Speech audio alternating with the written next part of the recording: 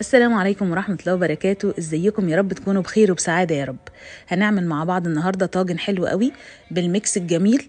هنبدأ أول حاجة فيه، هنبتدي على طول نسلق المكرونة بتاعتنا، وهنعمل اللحمة المعصجة، وأهم خطوة فيها التوابل الجميلة مع القرفة، مع تشويحة اللحمة مع البصل المفروم مع طماطمية مبشورة.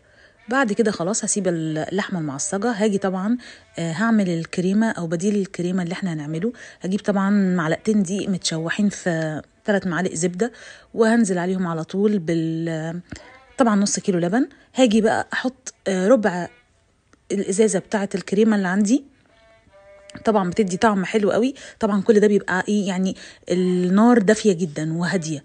وانزل بعد كده بالبيضتين عشان يدوا طبعا وش حلو للكريمة بعد ما تتحط على المكرونة. هبتدي اجيب بقى طواجن متعددة عندي، اعمل طاجن كبير الاول وبعدين طاجن صغير زي ما الاسرة بتاعتك عايزة. طبعا الاول بتدي معلقة كريمة او البشاميل الخفيف بتاعنا مع المكرونة، وطبعا الرقات بتاعت اللحمة بتحطي رق المكرونة التاني. بعد كده طبعا بتنزلي بالوايت صوص او احنا بنسميها البشاميل الخفيف او الكريمة. باجي على طبعا ممكن نعمل الموضوع ده يا اما في بايركس كبير يا اما في طاجن صغير زي ما احنا شايفين كده، وبنجيب اشكال مكرونة زي ما انتي عايزة، مش شرط نوع معين. وبتحطي برضو زي ما انتي عايزة كده الطبقتين مع المكرونة، وبتقفلي عليها بالبشاميل الخفيف او الكريمة الخفيفة بتاعتنا. خلاص نيجي بقى لأحلى مرحلة اللي بتغير لي طعم الطاجن ده كله. أنا عندي دلوقتي طبق ميكسات. الميكس ده عبارة عن 3 أو 4 أصناف من الجبن. عندي الموتزاريلا، عندي الشيدر الأبيض، وكمان الجبنة الرومي المبشورة.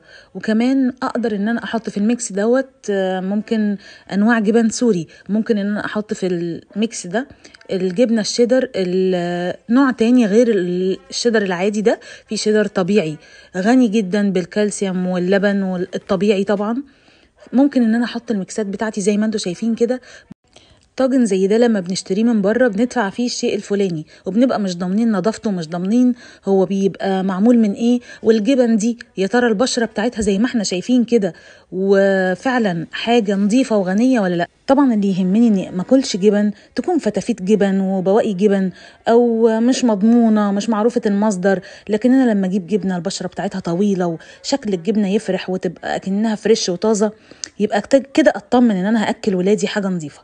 واجي بقى بعد كده ادخل الفرن واستنى كده نص ساعة واتفرج على الجمال بقى. الريحة جميلة والنتيجة حلوة قوي ومشرفة. هبتدي بقى اجيب الشوكة بتاعتي واسمي بالله كده واشوف يا ترى هي دي المطة اللي انا كنت متوقعاها وهو ده الشكل اللي انا كنت نفسي فيه ولا لا. هتلاقي طبعا النتيجة حلوة قوي مبهرة قوي ومشرفة ليكي ولكل العيلة. مش عايزة اقولك وهو بيستوي اصلا ريحة البيت كانت عاملة ازاي، من ريحة الجبنة الرومي مع الشيدر مع الموتزاريلا. كانت يعني حاجة طعمها فظيع وريحتها جميلة جدا. انا عايزة اقولك ان انا ملحقتش اصلا اكمل تصوير، احنا كنا بنخطف الطاجن ده من بعض من حلاوته. والصورة طبعا زي ما انتوا شايفين هي مش محتاجة شرح.